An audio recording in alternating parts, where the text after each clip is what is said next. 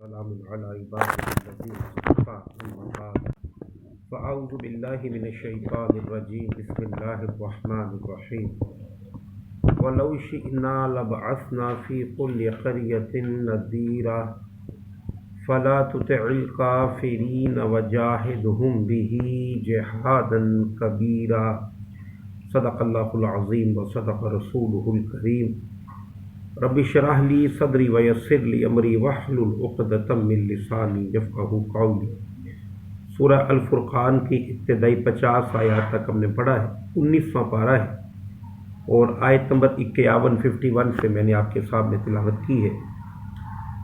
اللہ سبحانہ و تعالیٰ نے ارشاد فرمایا ہے وَلَوْ شِئْنَا، اور اگر ہم چاہتے، یعنی اللہ تعالیٰ اگر چاہتے، لَبَعَثْنَا فِي كُلِّ قَرْيَةٍ نَذِيرًا، تو ہم ہر بستی ہی کے اندر کوئی خبردار کرنے والا بھیج دیتے، یعنی ہر بستی کے اندر کسی پیغمبر کی بعثت فرما دیتے۔ حضور صلی اللہ علیہ وآلہ وسلم سے پہلے اللہ کا قاعدہ اور ضابطہ یہی تھا کہ جتنی بھی بستیاں ہیں تمام بستیوں کی طرف رسول بھیجے گئے ہیں۔ اللہ تعالیٰ نے ارشاد فرمایا ہے لِكُلِّ قَوْمٍ حَادٍ، ہم نے ہر قوم کی طرف رسول کو بھیجا ہے، ہدایت دینے والا بھیجا ہے۔ لیکن حضور صلی اللہ علیہ وآلہ وسلم کے دور مبارک میں انسان نے اتنی ترقی کر لی تھی کہ ایک ہی بات پوری دنیا کے اندر پھیل سکتی ہے، ایک ہی نظریہ پوری دنیا تک پھیل سکتا ہے۔ ذرائع ابلاغ کا نظام جو ہے وہ مستحکم ہو گیا تھا، اس لیے اللہ سبحانہ و تعالیٰ نے حضور صلی اللہ علیہ وآلہ وسلم کی بعثت پوری انسانیت کی طرف فرمائی ہے۔ لہذا حضور صلی اللہ علیہ وآلہ وسلم کی بعثت سے لے کر تا قیامت تک اب اللہ کے نبی ہی کا دور ہے۔ وہ اس اعتبار سے بھی کہ اوپر سے وحی اور کوئی نہیں آئے گی، اور اس اعتبار سے بھی کہ دنیا کی تمام سوسائٹیز کے اندر، بستیوں کے اندر بطور رہبر اب حضور صلی اللہ علیہ وآلہ وسلم ہی ہے۔ اس سے پہلے اللہ تعالیٰ نے سورج کی مثال بیان فرمائی ہے، تو جس طرح دنیا کے اندر روشنی سورج سے پوری دنیا میں پھیلتی ہے، اسی طرح حضور صلی اللہ علیہ وآلہ وسلم ہدایت کے روشن چراغ کی مانند ہیں، اور آپ کے ذریعے سے پوری دنیا پر ہدایت کا اجالا جو ہے وہ ہو کر رہے گا۔ آگے اللہ تعالیٰ فرماتے ہیں فَلَا تُطِعِ الْكَافِرِينَ، پس نبی آپ یہ جو کفار ہیں ان کی باتیں نہ مانیں۔ قرآن کریم میں اور سیرت کا اگر مطالعہ کریں تو پتہ چلتا ہے کہ مشرکین مکہ حضور صلی اللہ علیہ وآلہ وسلم کی دعوت کو روکنے کے لیے مختلف طریقے اختیار کیا کرتے تھے۔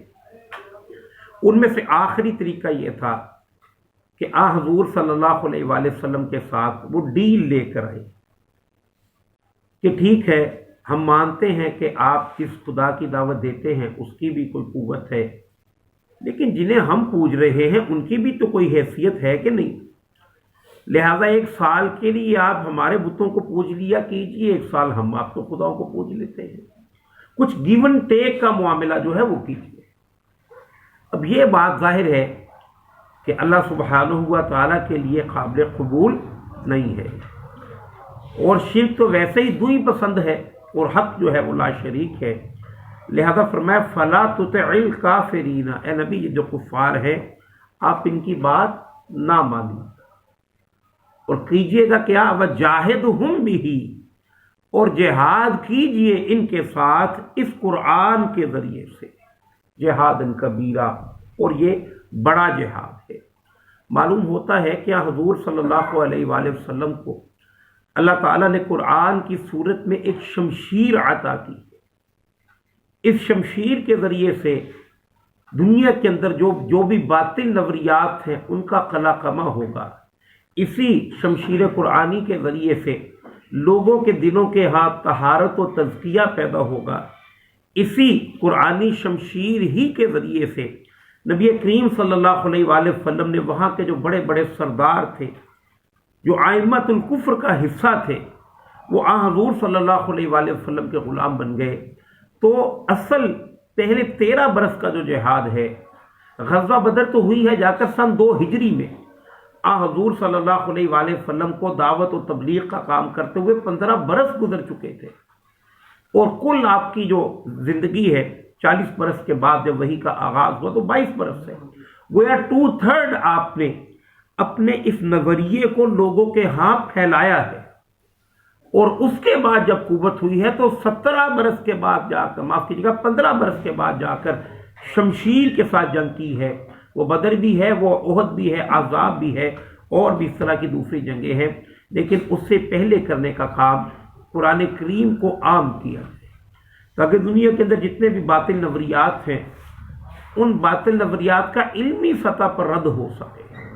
لہذا یہی کیا ہے حضور صلی اللہ علیہ وآلہ وسلم نے، اور مکہ المکرمہ کے اندر آپ کے پاس اصل جو تلوار تھی وہ یہی قرآن کریم تھا۔ فَلَا تُطِعِ الْكَافِرِينَ وَجَاهِدْهُمْ بِهِ جِهَادًا كَبِيرًا۔ اب دوبارہ اللہ تعالیٰ کی کچھ نعمتیں ہیں، ان کا تذکرہ آ رہا ہے، اور مکہ المکرمہ کے اندر جو قرآن کریم نازل ہوا ہے اس کے 2 اسالیب میں نے بارہا بیان کیے ہیں۔ ایک اسلوب تو اللہ تعالیٰ سابقہ اقوام کے واقعات کا تذکرہ فرماتے ہیں، اور دوسرا اسلوب کے کائنات کے اندر اللہ کی نعمتیں، اللہ کی آیات، اللہ کی نشانیاں کس طرح پھیلی ہوئی ہیں ان پر ذرا نگاہ دوڑاؤ، اور پھر یہ دیکھو یہ ساری کی ساری نعمتیں جو ہیں اللہ سبحانہ تعالیٰ نے ہمارے لیے پیدا کی ہے۔ سورج اگر صبح کو نکلتا ہے تو وہ ہمارے لیے نکلتا ہے، اللہ تعالیٰ نے چاند کو روشن کر کے رکھا ہے تو وہ ہمارے لیے کر کے رکھا ہے، زمین کی تہوں سے انواع و اقسام کا رزق جو نکل رہا ہے اسے زمین نہیں کھاتی، اللہ تعالیٰ یا اللہ کے فرشتے نہیں کھاتے، وہ ہمارے لیے اللہ سبحانہ تعالیٰ نکالتے ہیں۔ بھینسیں دودھ دے رہی ہیں تو اس سے مستفید ہم ہوتے ہیں، اگر شہد کی مکھیاں شہد پیدا کر رہی ہیں تو وہ ہمارے لیے پیدا ہو رہا ہے۔ یہ ساری کی ساری نعمتیں اللہ تعالیٰ نے انسانوں کے لیے پیدا کی ہیں، جبکہ خود انسان کو اللہ نے اپنے لیے پیدا کیا۔ تو اب یہاں پر مزید کو نعمتوں کا تذکرہ ہے۔ وَهُوَ الَّذِي مَرَجَ الْبَحْرَيْنِ، اور وہی اللہ ہی تو ہے کہ جس نے ملا کر چلائے 2 دریا، هَذَا عُذْبٌ فُرَاتٌ وَهَذَا مِلْحٌ أُجَاجٌ، یعنی سمندروں کے اندر بھی 2 طرح کے پانی جو ہیں وہ موجود ہیں، ایک تو ہے کڑوا نمکین پانی، کھاری پانی، اور انہی سمندروں کے اندر آپ دیکھیں گے کہ میٹھے پانی کے چشمے بھی موجود ہیں۔ جو لوگ سمندری سفر کرتے ہیں وہ دور سے دیکھ لیتے ہیں کہ فلاں جگہ پر جو سمندر کا پانی ہے وہ میٹھا ہے۔ اللہ اپنی اس قدرت کا اظہار فرما رہے ہیں کہ اللہ چاہے تو یہ پانی باہم مکس ہو جائے، لیکن اللہ مکس نہیں ہونے دیتا، تاکہ میٹھا پانی جو کسی نے پینا ہے اس سے وہ مستفید ہوتا ہے۔ اگر وہ مکس نہیں ہو رہا تو یہ نہیں ہے کہ خود نہیں ہو رہا، بلکہ اللہ تعالیٰ نے بیچ میں ایک قدغن کھڑی کر رکھی ہے جو ہمیں نظر نہیں آتی۔ وَجَعَلَ بَيْنَهُمَا بَرْزَخًا، اور رکھ دیا ہے اللہ نے ان دونوں کے درمیان ایک پردہ، وَحِجْرًا مَحْجُورًا، اور ایک آڑ ہے روکنے والی باہم ملنے سے، یعنی اللہ تعالیٰ نے اسی طرح سے پانی کو بنا کر رکھا ہے۔ وَهُوَ الَّذِي خَلَقَ مِنَ الْمَاءِ بَشَرًا، اور وہی ہے جس نے بنایا پانی سے انسان۔ ہم سب کا مادہ جو ہے وہ مٹی اور پانی ہے۔ اللہ تعالیٰ نے قرآن کریم میں ایک اور جگہ پر بھی ارشاد فرمایا ہے، وَجَعَلْنَاهُ مِنَ الْمَاءِ كُلَّ شَيْءٍ حَيٍّ، ہم نے زندگی پانی ہی کے ذریعے سے ہر شے کے اندر پیدا کی ہے۔ تو اصل مادہ حیات جو ہے وہ پانی ہے۔ تو اللہ تعالیٰ نے فرمایا کہ اللہ ہی تو ہے کہ جس نے اس پانی کے ذریعے سے انسان کو پیدا کیا۔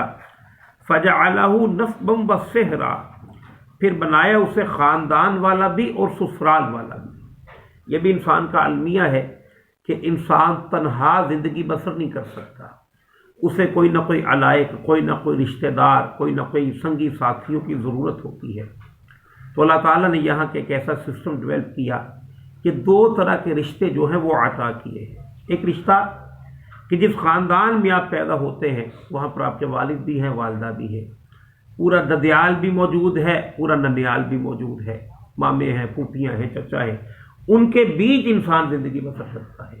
اور دوسرا فرمایا وصہرا، یعنی ایک اور رشتہ داریاں بھی پھر میسر آتی ہیں جب انسان کی شادی ہو جاتی ہے، تاکہ اسے ایک پورا حلقہ احباب جو ہے وہ میسر آ جائے۔ وَقَانَ رَبُّكَ قَدِيرًا، اور اے نبی آپ کا رب ہے ہی بڑی قدرت والا۔ وَيَعْبُدُونَ مِن دُونِ اللَّهِ مَا لَا يَنفَعُهُمْ وَلَا يَضُرُّهُمْ، اور وہ لوگ اللہ کو چھوڑ کر ان کی عبادت و بندگی کے اندر مشغول ہیں کہ جو نہ تو انہیں نفع دے سکتا ہے نہ کوئی نقصان ہی کر سکتا ہے۔ دیکھیے، جب بھی اللہ کے سامنے یا کسی ہستی کے سامنے کوئی شخص سرنگوں کرتا ہے تو سرنگوں کرنے کا مقصد یہ ہوتا ہے کہ میری حاجات، میری مشکلات، میری ضروریات کو یہ ہستی پوری کرے، میں اس کی بندگی و اطاعت کر رہا ہوں۔ اللہ تعالیٰ یہاں پر دو ٹوک انداز میں بیان فرما رہے ہیں کہ نفع و نقصان اللہ ہی کے پاس ہے۔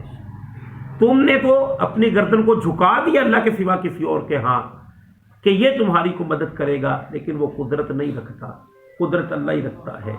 تو دانش مندی کیا ہے کہ جو ساری نعمتیں عطا بھی کرتا ہے اور جسی کے ہاتھ میں کل قدرت ہے اسی کے سامنے سر نگوں کیا جائے، اسی کی اطاعت و بندگی کی جائے، اسی ہی کی تعلیمات کو ایکسیپٹ کر کے اس پر عمل کیا جائے۔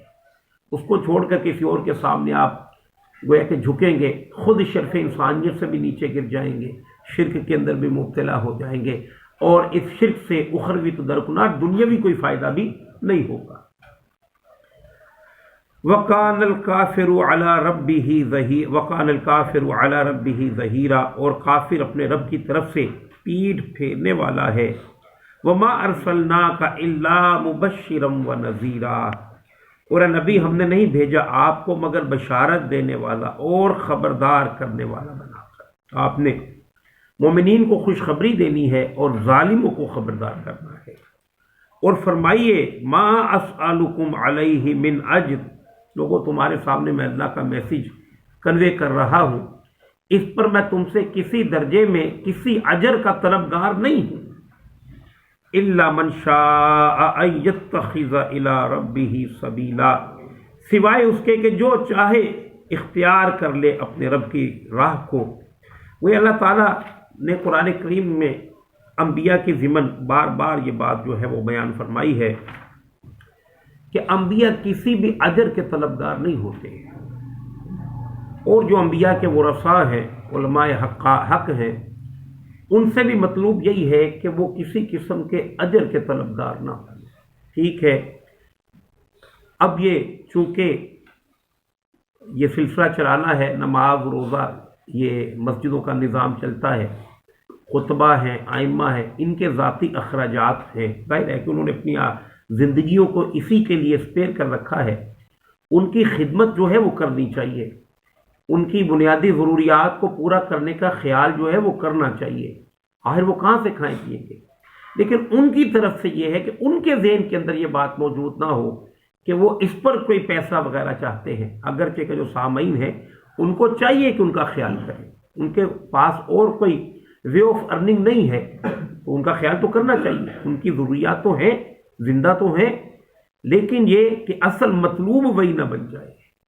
اگر مطلوب وہی بن جائے گا، مقصود وہی بن جائے گا کہ ایسی بات کروں جس سے سامنے والے راضی ہو جائے اور انعام و کرام عطا کرے، تو یہ طرز عمل جو ہے یہ جو دینی روح ہے اس کے خلاف ہے۔ بلکہ صحیح تر بات کی جائے، ہاں جو سامعین ہیں ان کے ذمہ ہے کہ وہ اپنے علماء کا، اپنے ائمہ کا جو ہے وہ لحاظ رکھیں۔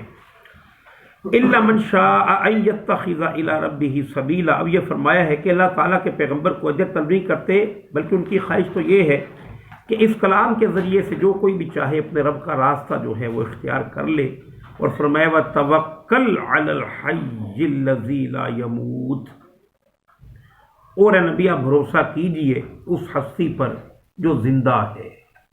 الحی، وہی ایک ہستی ہے کہ جسے موت نہیں ہے، اور لا یموت، ہمیشہ کبھی فوت نہیں ہوگا۔ وسبح بحمدہ، اسی کی تسبیح کیجئے، اسی کی تعریف اور شکر کے ساتھ۔ وکفیٰ بہ بذنوب عبادہ خبیرا، اور کافی ہے وہ اپنے بندوں کے گناہوں سے باخبر ہونے کے لیے۔ الذی خلق السماوات والارض وما بینہما فی ستۃ ایام، اللہ ہی تو ہے کہ جس نے پیدا کیا آسمانوں کو بھی اور زمین کو بھی، اور جو کچھ زمین و آسمان کے مابین ہے 6 دنوں کے اندر۔ ثم استوى علی العرش، پھر بیٹھا ہے تخت حکومت پر۔ الرحمن فاسأل به خبیرا، وہ رحمان ہے، پوچھیے اس کے بارے میں کسی باخبر سے۔ وَإِذَا قِيلَ لَهُمُ اسْجُدُوا لِلرَّحْمَنِ، اور جب ان سے کہا جاتا ہے کہ سجدہ کرو رحمان کو۔ اب مشرکین مکہ اللہ تو کہتے تھے، رحمان کو نہیں جانتے تھے۔ حضور نے جب پہلا تعارف پیش کیا ہے سورۃ الفاتحہ میں، اسے بھی پہلے بسم اللہ میں بسم اللہ الرحمن الرحیم، پھر الحمدللہ رب العالمین الرحمن الرحیم۔ تو ان باتوں کا جواب ہے کہ جو اللہ سبحانہ و تعالیٰ نے ارشاد فرمایا کہ اللہ ہی کے اوصاف میں سے صفت رحمانیت جو ہے وہ بھی موجود ہے۔ وہ کہتے تھے ہم کسی رحمان کو نہیں جانتے، تو اللہ نے فرمایا ہے کہ جب ان سے کہا جاتا ہے سجدہ کرو رحمان کو، وہ کہتے ہیں یہ کون ہے یہ رحمان۔ اب یہ آیات جو ہے یہ آیات سجدہ ہے، اس کا عربی متن میں نہیں پڑھ رہا کیونکہ بعد میں پھر سجدہ جو ہے وہ واجب ہو جائے گا، اس کا ترجمہ پڑھ دیتا ہوں۔ وہ کہتے کون ہے یہ رحمان، کیا ہم سجدہ کریں اسے جس کا آپ ہمیں حکم دیں گے؟ گویا کیا حضور صلی اللہ علیہ وآلہ وسلم کو کہتے کہ ہم تو رحمان کو جانتے ہی نہیں، آپ کے کہنے پر وہ سجدہ نہیں کریں گے، اور یہ بات بڑھا دیتی ہے انہیں نفرت کرنے میں۔ تبارک الذی جعل فی السماء بروجا، اور بڑی بابرکت ہے وہ ذات کہ جس نے بنائے ہیں آسمان میں برج۔ پر آیت نمبر 60 تک ہم نے پڑھا ہے، اگلا آخری رکوع جو ہے انشاءاللہ نزید کل پڑھیں گے۔ وآخر دعوانا ان الحمد للہ رب العالمین۔